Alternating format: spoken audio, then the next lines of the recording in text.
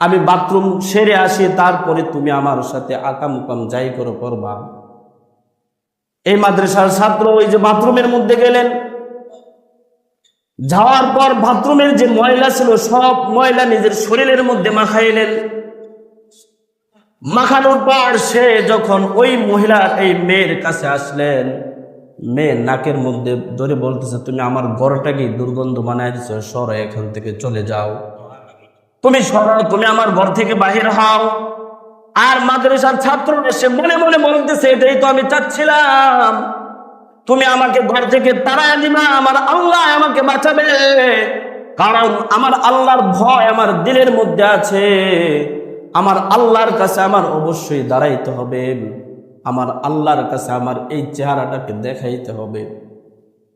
ওই যুবক সে বলতেছে, এখন তুমি আমার সাথে ইচ্ছা পোষণ করলে কি করতে পারো?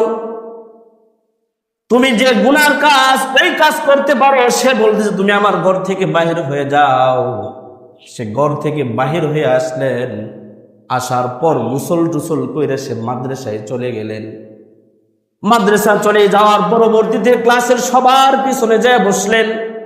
উস্তাদ যখন ক্লাসের মধ্যে আসলো, আসার পর ওই ক্লাসের মধ্যে কেমন একটা সুগন্ধ পাচ্ছেন।